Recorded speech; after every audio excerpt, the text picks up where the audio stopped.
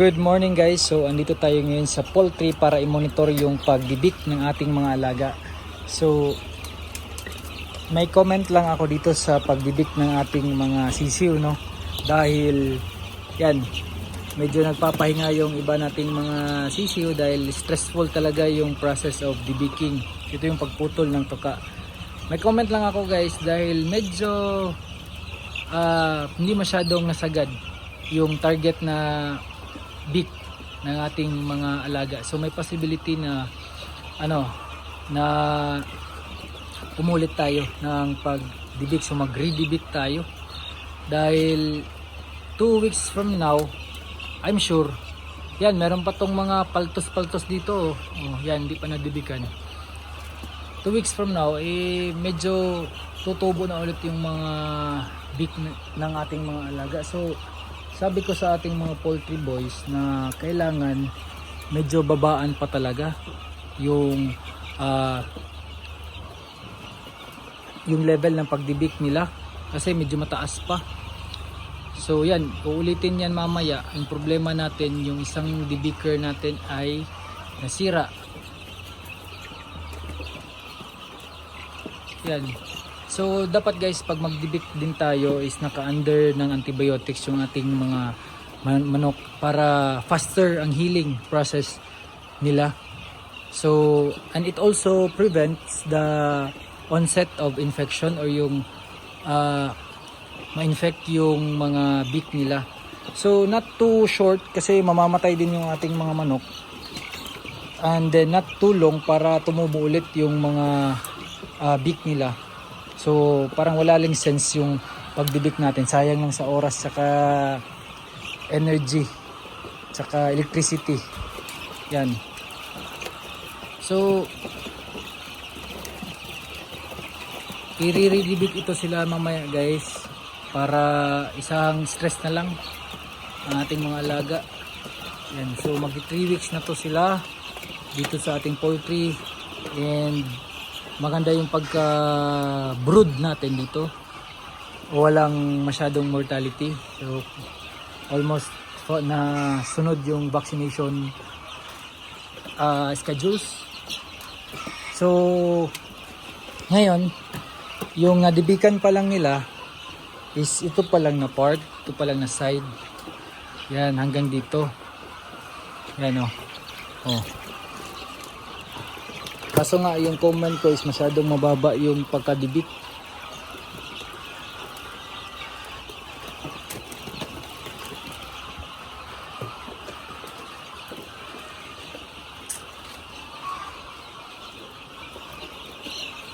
Sara muna natin para medyo makapagpahinga. So one reason bakit meron pang trapal is para hindi masyado stress yung mga manok. Less stimulus, less stress, mas relax sila, kain, inom lang ng tubig yung nila, trabaho. So itong side na dito guys, hindi pa to na dibik dahil nga may comment tayo sa dibiking ngayon. So yan, matataas pa yung nila, yung tuka, yung beak.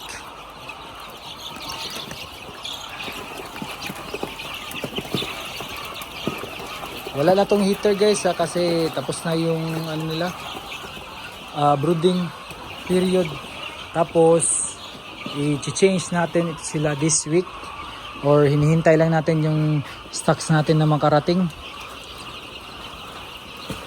I-change natin sila into starter yung feeds. So kinumpit ko na yung starter nila, more or less nasa 50 sacks yung makukonsume nila throughout the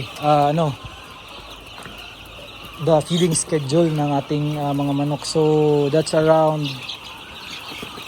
1 month or more na pakain, and then after that ay grower na din. Yan, so wala nang heater yan. Wala nang heater sila guys. So ito wala pa tong wala pa tong dibik. Matatalim pa yung mga tuka nila. So kailangan to madibik ngayong mga darating na araw guys, kasi feeling ko magmo-mortality na tayo dito or ano na, may mga prolapse na mangyayari kapag hindi madibikan, or may mga cannibalism na mangyayari kapag hindi madibikan. Yes, under pa rin ng antibiotics to, and then Integra 1000 yung feeds. So for ano na yan for shifting, mag-mix na tayo ng 50% Integra, 50% starter. So hinihintay lang natin yung ating mga stocks ng feeds.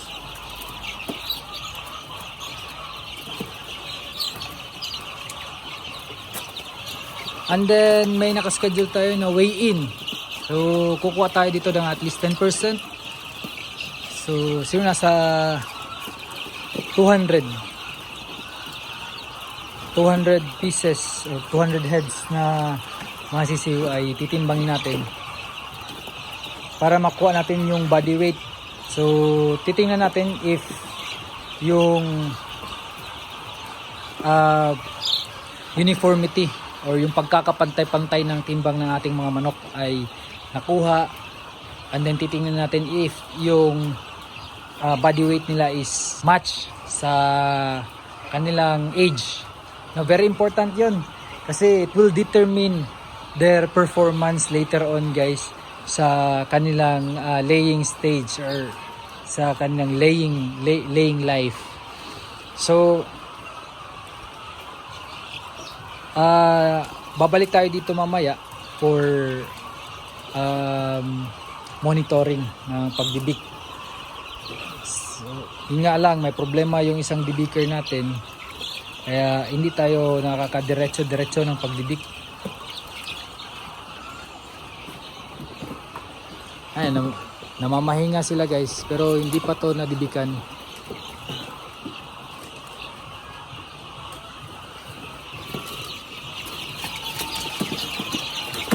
So yun, sarahan lang muna natin para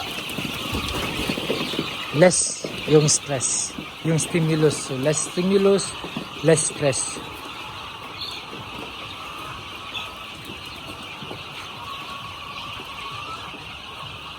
Kaya ako guys, silip-silip lang yan, ganyan-ganyan lang para hindi masyado talaga ma-stress ating mga sisiw.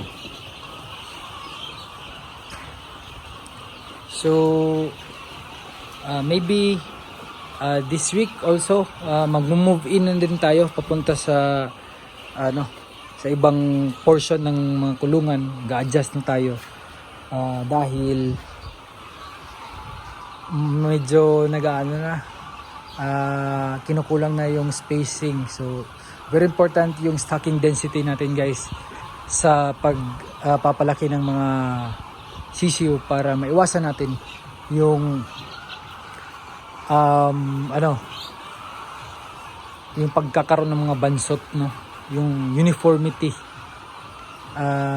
ng mga alaga natin is kung below 80% ay yan, hindi sila uniform, maraming bansot, marami yung hindi bansot. So bad indication yan kasi later on tayo yan, magsa-sizing tayo or magko-quality control tayo pag-release natin. So gusto natin na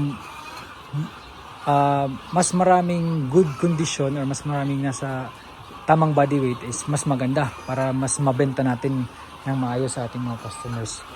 So maraming salamat guys sa panonood nyo ng video ito at sana ay may natutunan naman kayo ngayon. So kapag meron kayong mga comment or questions ay i-comment nyo lang sa comment section down below or message nyo ako sa aking Facebook page, Dwight Tamayo. Happy poultry farming! Bye!